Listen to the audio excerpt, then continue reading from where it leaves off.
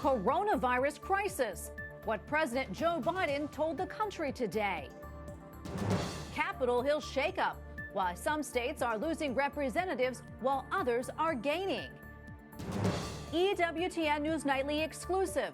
Cardinal George Pell provides an insider's view of the Vatican. And celebrating a saint. We remember Pope John Paul II's canonization. On EWTN News Nightly for Tuesday, April 27th, 2021.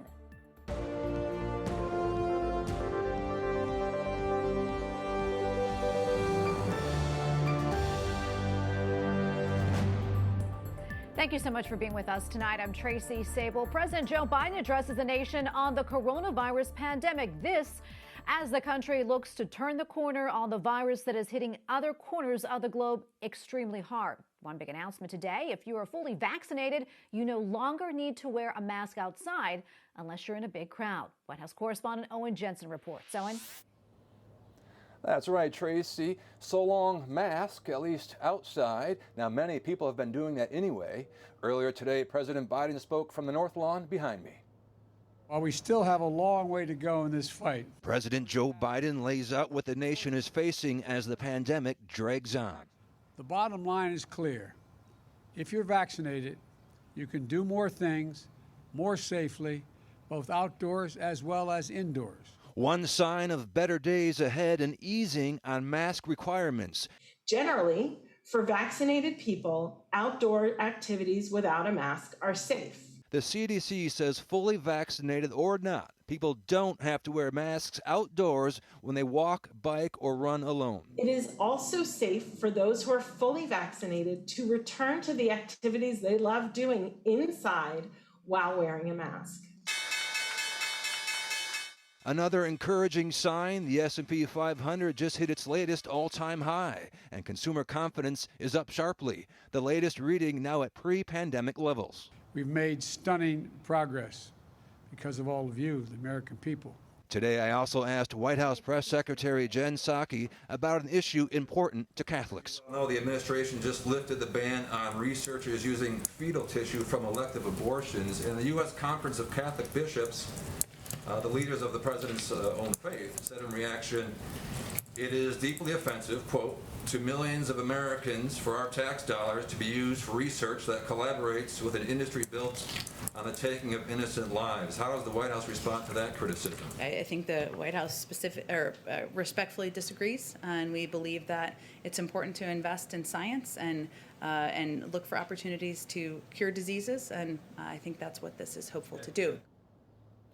Now, tomorrow night, President Biden addresses Congress. He'll lay out the American Families Plan, not to be confused with the American Jobs Plan, and to pay for it, higher taxes on the wealthy. At the White House, Owen Jensen, EWTN News Nightly. After months of delay, the US Census Bureau released its final count of the country's population, and with it, the states that will gain and lose congressional seats for the next decade. Capitol Hill correspondent Eric Rosales reports. As a result of the latest census numbers, for the first time in California's 170-year history, the Golden State will lose one seat in the House of Representatives. It's now left with 52, and that's not the only surprise. I represent California's 53rd district. I am the last person who will represent California's 53rd district for a long time. Democratic Congresswoman Sarah Jacobs, who represents much of San Diego County, tells me she blames the latest drop in California's population on the Trump administration. We know that the Trump administration's negligence and malfeasance contributed to a census that was not as fair as we would have liked, especially for us in California. All of the conversation around whether or not your status as an immigrant was going to be asked, we know depressed the count. The latest U.S. Census shows the U.S. topped 331 million people, the second slowest decade of growth in history. The South and West saw the biggest population growth. Texas will gain 2 seats in the House, while Colorado, Florida, Montana, North Carolina, and Oregon will each gain 1 seat. Senator John Kennedy tells me Americans see what is happening on Capitol Hill. It's not liberal conservative anymore, and it's not really Republican and Democrat. You have a whole swath of people here who believe in government over people, and you have other people, I'm in this camp, who trust people more than government. California, Illinois, Michigan, New York, Ohio, Pennsylvania, and West Virginia each lost a seat in the House. New York lost its seat by just 89 people. The number of seats affects the number of electoral votes each state gets, which could be helpful to a Republican presidential candidate come the 2024 election. By the way, more detailed data will be coming from the Census Bureau that states will use to help draw new boundaries of their congressional districts. At the Capitol, Eric Rosales, EWTN News Nightly. A recent opinion piece says the surge at the U.S. border is tied into the Democrats' push for election reform. Writing in Real Clear Politics earlier this month, former Virginia Attorney General Ken Cuccinelli says in part, quote, when one looks at what this administration is doing to open the door to illegal immigration, to grant amnesty to millions of illegal aliens, and to sweep millions of illegal aliens onto our voter rolls, it is impossible to conclude that this is all just a coincidence. And joining us now is Ken Cuccinelli, National Chairman of the Election Transparency Initiative and former Attorney General of Virginia. Ken, welcome back. Great to have you on again. A lot of people are calling the situation at the southern border a crisis for a number of reasons, but you also say that this is tied into the HR1 and S1 voting bills being pushed by Democrats. Why do you say that? So it is a crisis at the border, and but if you look at the other things going on at the same time, you can start to connect some dots. The House of Representatives didn't pass just one; they passed two amnesty bills out in the last 2 months. They've also pushed out their election bill, HR1, which would require all states to automatically put individuals, is the word the bill uses, not citizens, that's very intentional, individuals in all of their state databases, whether it's their DMV, their schools, their public health from vaccinations and so forth, onto the voter rolls. That is to register them to vote. At the same time, they remove the penalties for people so registered who are illegal aliens from being penalized for voting. So on the left, they would say, well, we didn't make it legal for non-citizens to vote, which is technically true. But what they did do is they removed the penalties when it happens, and they made it automatic on the part of the state. So you'll literally, in a matter of a year or two, have millions of non-citizens, including illegal aliens, swept onto the voter rolls in all 50 states. And this is so blatant, it is so obvious. It can't be an accident. It can't be coincidental. They had the chance to fix this and chose not to do it. And by the way, I would also point out that they've also put an intimidation factor into the bill. They have created a new federal criminal felony for state and local officials who might impede anyone's getting on the voter rolls or then voting, which sounds by itself reasonable if you think of impeding citizens who belong on the voter rolls from getting there. But if you work as a state agency and somebody comes to you not in your database, you've never encountered them before, and they don't speak English, that would be a sign that they might not be a citizen, right? But if you question them on that, you fall into the category of targeted individuals under that federal criminal penalty that they just made up and add to this bill. All of these pieces together lead to the inevitable conclusion that they're using the rush at the border to expand voter rolls in the expectation that those folks will vote for the candidates favored by the radical left in this country. Well, Ken, as you know, Georgia recently passed a new voting law that they say will strengthen confidence in elections. However, it did receive a lot of backlash. That said, Georgia isn't the only state that's revamping their voting laws. What more can you tell us about that? Well, first, let's take a quick look at history. Everybody old enough remembers Bush v. Gore in 2000, when Florida was just embarrassed with how badly its election system ran in front of the whole country. What did they do? They set about taking the steps necessary to fix it. And now they have one of the best, most smooth running elections systems in the whole country, even being the third largest state. And so we can fix these problems. Georgia took some important steps toward doing that. Iowa has done that. Arizona has done that. A number of states have recognized that they have problems. And the counterattack against all of these efforts is not to engage on the substance of each piece of legislation. It is simply to libelously smear people as trying to suppress votes or being racist. Pick your epithet, and that's it. We all know from those high school logic classes that when someone starts in on the ad hominem attack, it means they don't have a good substantive position. And that's what we're facing here. When you look at what Americans believe are the good pieces of a good running election system, Americans widely agree.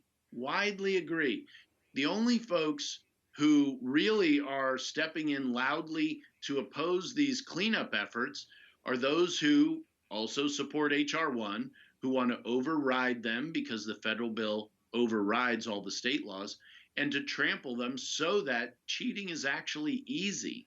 And that's not something we should shoot for. We'll lose the confidence of the American people in this most foundational act of our constitutional republic, and that's voting.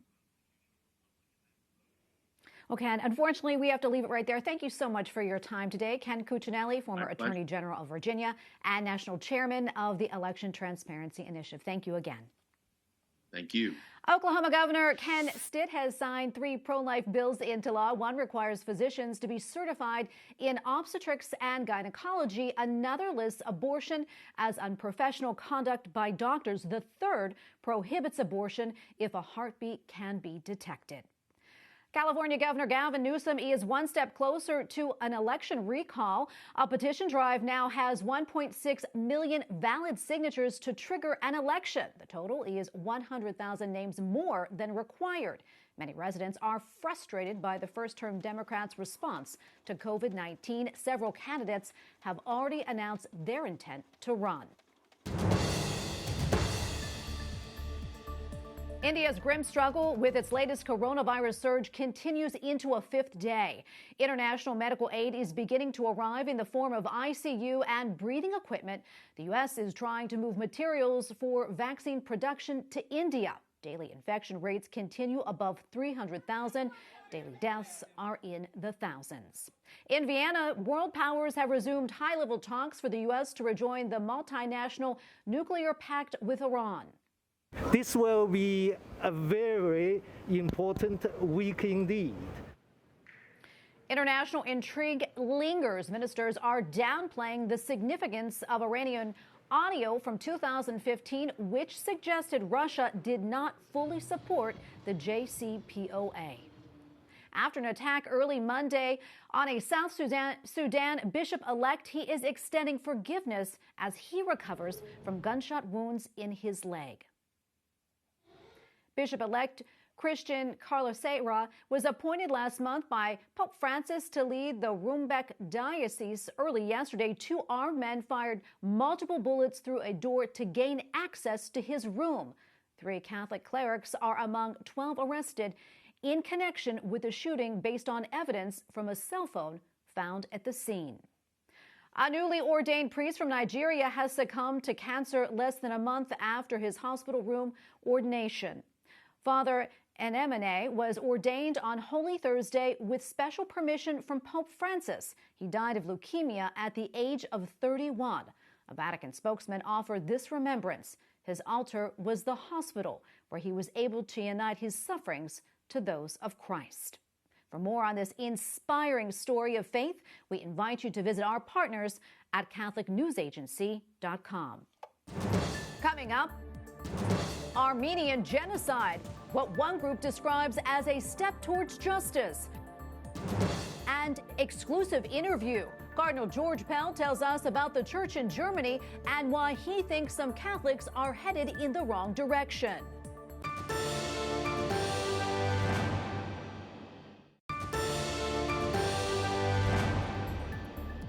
A group seeking to raise awareness of Christian persecution around the world is praising President Joe Biden for officially recognizing The deaths of ethnic Armenians under the Ottoman Empire from 1915 to 1924 as a genocide. The group for the Martyrs says in part, quote, "The horrific events have left generations of millions of Armenians with wounded hearts that have yet to be healed.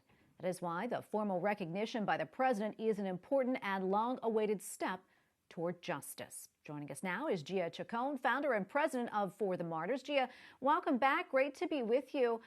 First off, what was your reaction when you heard President Biden recognize the massacre of Armenians under the Ottomans as genocide, making him actually the first U.S. president to do so? And also, what has been Turkey's response? This is a long-awaited and long overdue step toward justice for millions of Armenians around the world. What happened under the Ottoman Empire or modern-day Turkey was not just an ethnic genocide, but a Christian genocide, where the goal of the Ottoman Empire was to expel all Christians from the region. And as a result of that, 1.5 million Christian Armenians were massacred, and an additional 1.9 million other minority Christians in the region were massacred as well. Turkey, of course, is denying that the genocide took place, but in reality, Tracy, Turkey is an ongoing human rights abuser. It's no surprise that Turkey is denying the genocide when, in fact, the U.S. Department of State has ongoing investigations into the country of Turkey under President Erdogan's watch. He continues to wrongfully imprison his journalists, judges, priests even, and many Christians. But it's not just the United States that's taking particular note into Turkey's human rights abuses. In fact, the European Union as well as countries across the globe are holding Turkey accountable for their human rights abuses. Well, as you know, Gia, Pope Francis referred to it as a genocide back in 2016. That said, why do you think previous U.S. presidents were reluctant to do so? And what do you think comes next? What would you like to see? It is evident that U.S. presidents in the past have been reluctant to call the massacre of 1.5 million Armenians for what it was, a genocide, because Turkey is a NATO ally. But this recognition of the genocide is not only recognizing that these events happened, but it's the United States making a commitment that whether or not we are looking at an ally under our watch, something like this will never be allowed to happen again. This is a step toward justice for millions of Armenians, as I said, across the globe. However, there's much to be done in holding Turkey accountable for their ongoing persecution of Christians in the country. We have about a minute or so left, Gia, but I quickly want to talk to you about this. As we know, your organization brings awareness to the plight of persecuted Christians around the world. Tell us about your efforts and where you specifically are keeping your eye on right now. As a result of the recent war between Azerbaijan and Armenian, over 90,000 ethnic Armenians were displaced. So my organization For the Martyrs, in an effort to bring hope to the displaced children, organized Operation Christmas to Armenia. So we traveled to Armenia in December, and we were able to provide, by the help of our donors, Christmas gifts to the children who were recently displaced. But we're continuing to keep an eye on what is happening in Armenia. This genocide is an open wound for the millions of Christians who are living in Armenia still. And truthfully, the country has a lot to do in recovering from not only the genocide, but the recent war that happened with Azerbaijan as well. Well, Gia, thank you so much for your time today and for what you do. Gia Chacon, founder and president of For the Martyrs. Thank you again. Thank you, Tracy. Up next, exclusive interview. Cardinal George Pell describes the qualities of a good pope. And holy anniversary. We recall Pope St. John Paul II's canonization.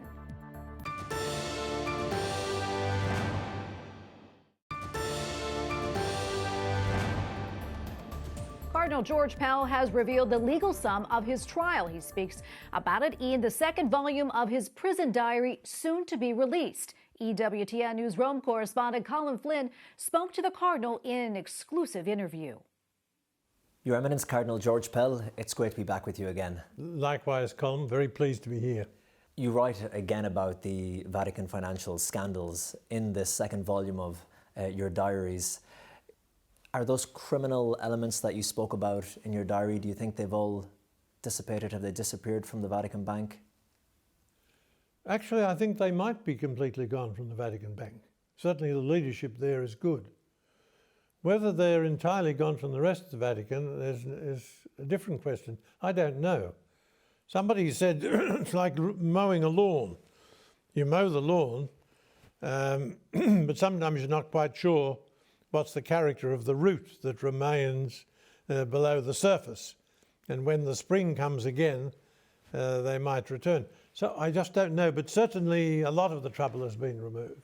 You described it in your book as foggy and muddled. Yes, it's much less muddled than it was. It's less foggy than it was, but the weather's not good. That was another fascinating part of the diaries, just the whole process of you formulating your appeal to the High Court and it going from you to your legal team, them sending the drafts back to you, you trying to decide whether you should ask for bail or not. And what struck me was the mounting costs that must have just been rising and rising. Was that something you were concerned about? My first parish priest said I was the sort of person who never worried about money as long as it was coming in. Now, I knew the debts were very considerable. They ran probably 3 million plus. There's still a significant amount that remains to be paid, but I wasn't particularly worried about it. I was disconcerted. But that's something you're still working on now. Yes, that story's not over. Let's talk for a moment about Germany, because in the diaries you do talk a bit about the situation of the church in Germany. You were watching it closely. What do you think about how things are unfolding at the moment in the Catholic Church in Germany? I think there's a percentage of the German church which seems to be resolutely heading in the wrong direction. And by that I mean it's quite clear that a liberalised Christianity, whether it's a liberalised Catholicism or Protestantism, in a generation or so merges into agnosticism. Of course, the duty of the German bishops is to uphold the teachings of Scripture, to uphold the teachings of the Church. We stand under those teachings. They've got no power to change them. None of us do. What is important is what is in the Word of God, what is in the apostolic tradition. And I don't think when push comes to a shove, they'll, to mix my metaphors, cross the Rubicon. But we'll see. We'll see. You never know. Finally, Your Eminence, in another part of the diaries, I read you writing that you had an ambition to live long enough to speak at the next pre-conclave meeting so you could talk about the kind of Pope you think the Church needs. That was probably a little bit indiscreet to write that. Well, now I'd like to ask you about it. At that meeting, let's look to the future. What would you say or what would you speak about? Well, I'd just go back to the scriptural teaching on the role of Peter. The Pope is the successor of Peter. He's the rock man, the foundation of the Church. He's there to strengthen the faith of his brothers and sisters. The Pope is the cornerstone for universal church unity. The Church of Rome traditionally has been the final arbiter on what belongs genuinely to the apostolic tradition, what is compatible with the teachings of Christ and the apostles. The doctrinal role of the papacy is absolutely fundamental. What age are you today, Your Eminence? I'm 79. 79. And very soon to turn 80 when you lose your vote. How do you feel about turning 80 and how do you feel about losing your vote? I think it makes sense to have a cut-off, and I'm not objecting to the 80-year age limit. Your Eminence, Cardinal George Pell, it was great to talk with you once again, and thank you very much for your time. Good, thank you. A wonderful interview there. And you can see more of Colm's interview with the Cardinal on our EWTN News Nightly Facebook page. And finally tonight, it was 7 years ago today that two popes were declared saints At the same time, tens of thousands of people gathered in St. Peter's Square to celebrate St. John Paul II and St. John the 23rd. Pilgrims from all over the world slept in the square overnight to witness the historic day. And throughout Poland, the canonization was broadcast in a number of public squares. The event honored two of the 20th century's greatest spiritual leaders. And we thank you for watching tonight. For the entire EWTN News Nightly team, I'm Tracy Sable. Good night and God bless.